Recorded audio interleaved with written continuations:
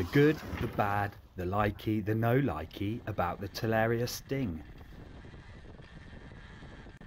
I've been sharing my time between the TALARIA Sting and the Saron recently.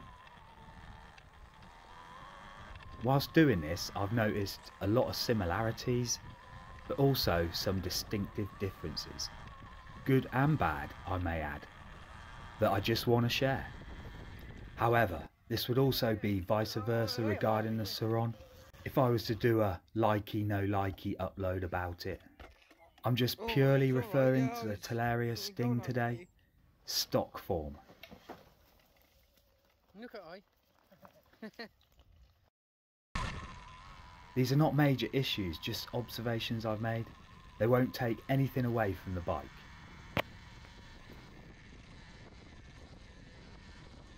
Number one is the side stand. Now it just doesn't fit the bike. It's not built for the bike. It's the same as the Saron. Well, I've measured them and I can't see a difference really, unless it's like 1 mil.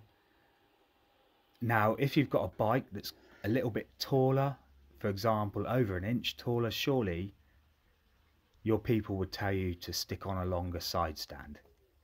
Well, that doesn't seem to be the case here. It's just this attention to detail that's been overlooked.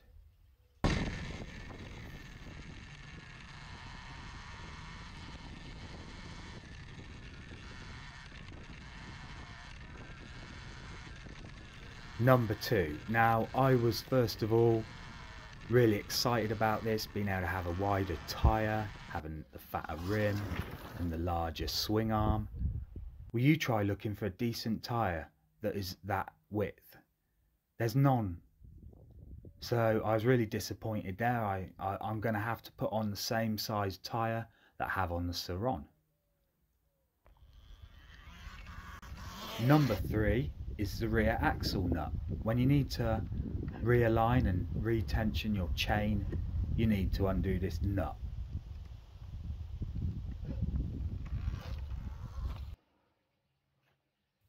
I always use a ring spanner. I've never had a problem on any of my other bikes. I've always been able to use a ring spanner. There's always been plenty of space to get good grip. Now this one is a potential knuckle slip drag hazard, if you know.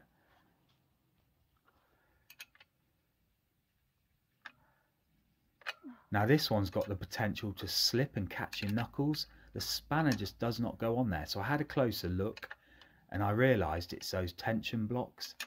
They're a bit of a different shape than the Saron and it just makes the spanner protrude slightly. So you're not on there square and it just runs the risk of catching your knuckles. Anyone who's caught their knuckles before with a slipping spanner knows you don't want to do that again. Every other bike I've had, I've never had this problem. I've always been able to get away with a ring spanner. Why this is an issue for me is because I have to go to my lockup and get out my socket set just to do the chain. When you've been robbed before, you don't want to leave all your decent tools in the garage because, well, obvious reasons. So I have a cheap set of ring spanners that are always available when I go in the garage. I don't mind if, obviously if thieves get in and take the spanners, well, it's their loss really. They cost me about a £5 from the local market. So yeah, for me, this is just a bit of a no likey. It might sound silly to some people, but to me, it's just every time I have to realign and tension my chain, it's just very noticeable.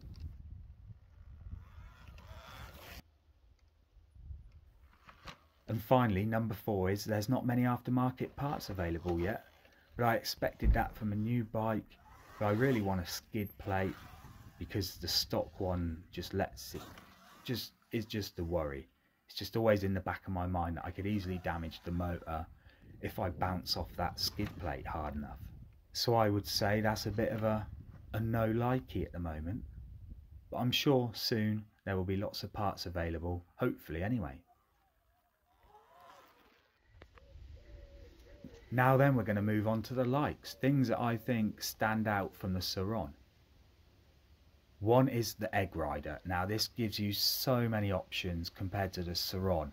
For example, you've got the battery voltage. Now that's way more accurate than reading the percentage. Also, it's got the motor temperature, but that's just scratching the surface. Number 2 is the size. Now, the Saron is quite small obviously, and since I've been jumping from bike to bike, I do feel way more comfortable on the taller bike. I'm not so cramped up. And it's become quite noticeable when I've been riding this Talaria and then get back on the Saron. It feels a bit more like a little kid's toy. I'm only 5'9", and it's making quite a bit of a difference to me and my rider experience. Number 3, it's ultra quiet. Compared to the Saron, I used to think the Saron was quiet, and that makes the Saron sound like, well, I don't know. It's just very noticeable. The Saron winds along with that belt. The Talaria, all you really hear is a tiny bit of chain noise. Number 4, the gearbox. Having that just takes away all that belt snap anxiety. When you're quite far from home or any civilization, it's always in the back of your mind that belt could pop, snap, tear off, and you'll be stranded. There's nothing you can do apart from use your legs and push back. Obviously, unless you can get one of your friends in a truck or a trailer to come and pick you up. But yeah, just having that gearbox, I would say, is quite a bit of peace of mind. Number 5, the battery lid cover. Compared to the Saron, this is like smooth as. The Saron's got a lot of edges, it's quite squarey and boxy, compared to the Talaria, which is smoother, more sleek, and it blends in and it fits with the seat. You know, you can use a bit of the battery lid cover when you're sliding forward to get into the corners more. It's more usable, put it that way. Another issue I found, one of my friends came over. He was riding my Saron for about an hour. We were racing around this little field track, and after, he had it looked like carpet burns on the insides of his knees. I don't know what his missus thought he'd been doing after he'd been here for a few hours, but he was really sore, and that was from holding on and that battery lid knocking against his knees. And he also complained one time that he nearly got his nuts trapped or pinched from sliding towards that tank more, and as he moved around he felt a little snaggle. Anyway, in just comparison to the Saron, the Talaria battery lid cover, I would say, is just a lot more refined. And number 6, more clearance. It definitely comes in handy. There's a few examples I'm going to put on here which just demonstrate how going down a few steps or a little ledge, and it's these little things that can just make your rider experience more satisfying. Finally then, number 7, the underseat tray on the Talaria, or lack of.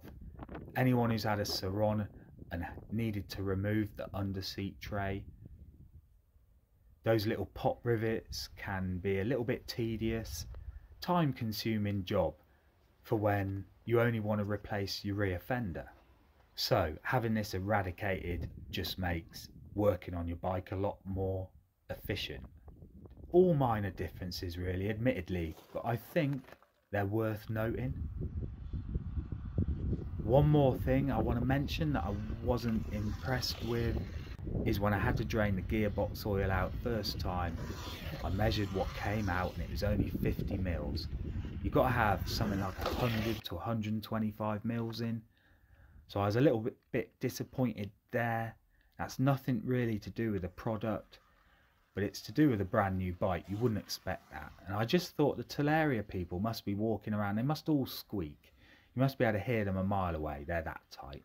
But overall, I'm really impressed with the bike. I absolutely love it. Let me know what you think then. Drop a comment in the box below. Have I missed something? Did I overlook anything? I'd be interested to hear your opinion. Right then, all that's left for me to do is thank you, especially as you got this far. Hope you enjoyed, and thank you for tuning in to the Motor Machines channel today.